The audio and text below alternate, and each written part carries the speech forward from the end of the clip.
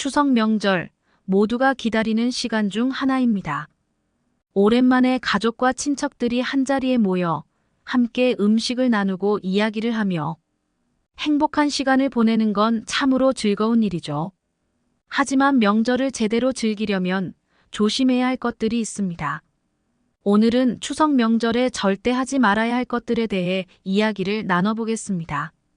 먼저, 너무 많은 음식을 한꺼번에 먹는 건 피하셔야 합니다. 명절에는 평소보다 다양한 음식이 차려집니다. 전, 나물, 떡, 갈비찜 같은 음식들이 가득한데요. 이런 음식을 보다 보면 자연스레 과식을 하게 됩니다. 하지만 과식은 몸에 큰 부담을 줍니다.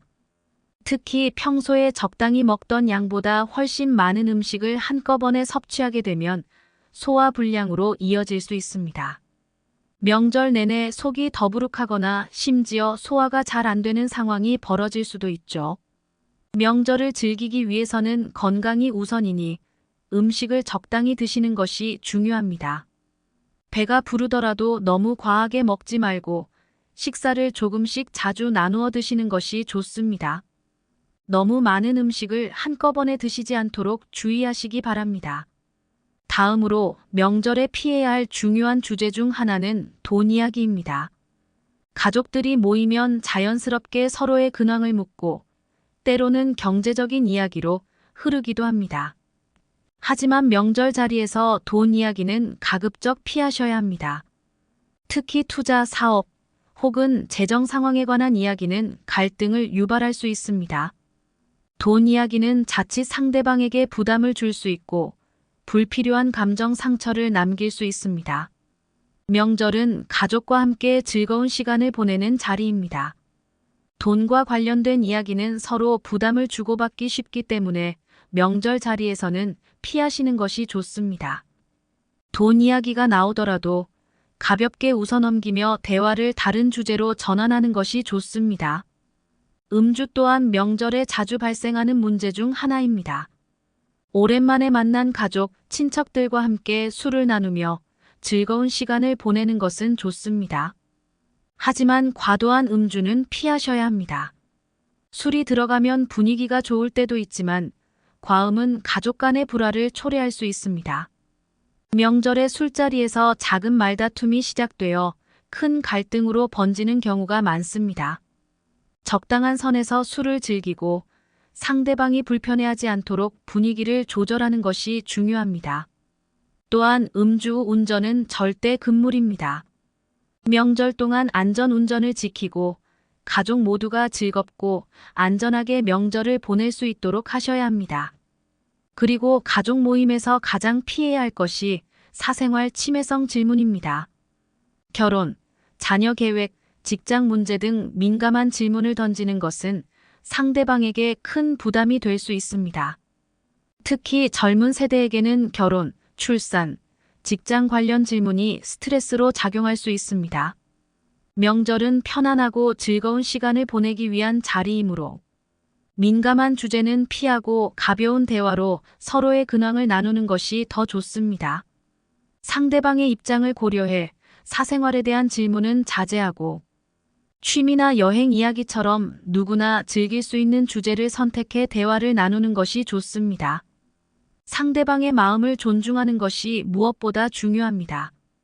또한 가족끼리 비교하는 행위는 삼가셔야 합니다. 명절에는 여러 가족이 모이게 되니 자연스레 자녀나 형제들 간의 비교가 나올 수 있습니다. 누구는 이번에 승진했더라. 누구는 아직 결혼도 못했네. 같은 비교는 상대방에게 큰 상처를 줄 수 있습니다. 이런 비교는 자칫하면 분위기를 어색하게 만들고 명절 분위기를 망칠 수 있습니다. 명절은 서로의 성취를 축하하고 격려하는 자리이지 경쟁을 부추기는 시간이 아닙니다. 각자의 성취를 존중하고 서로의 장점을 인정하며 응원하는 마음으로 대화를 나누는 것이 중요합니다. 비교보다는 서로의 행복과 건강을 기원하는 명절이 되어야 하겠습니다. 가족 간의 예의와 배려도 중요합니다. 아무리 가까운 가족이라도 예의는 지켜야 합니다.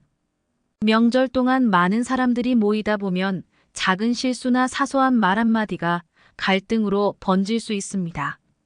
특히 어른들에 대한 예의는 물론이고 젊은 세대에게도 존중하는 태도가 필요합니다.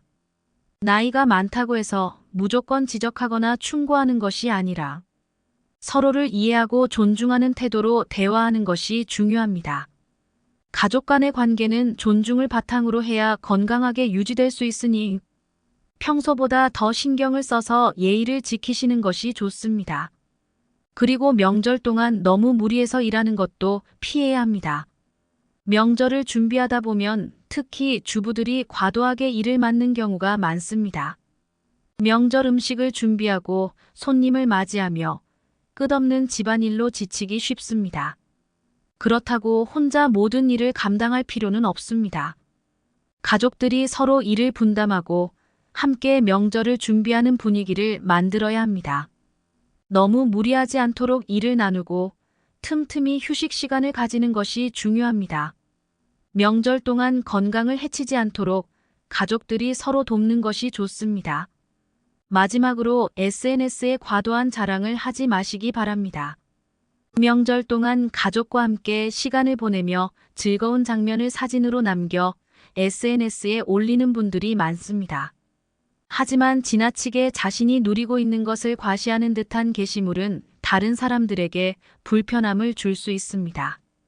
명절을 제대로 즐기지 못하거나 가족과 함께 시간을 보내지 못하는 분들에게는 부정적인 감정을 유발할 수 있습니다.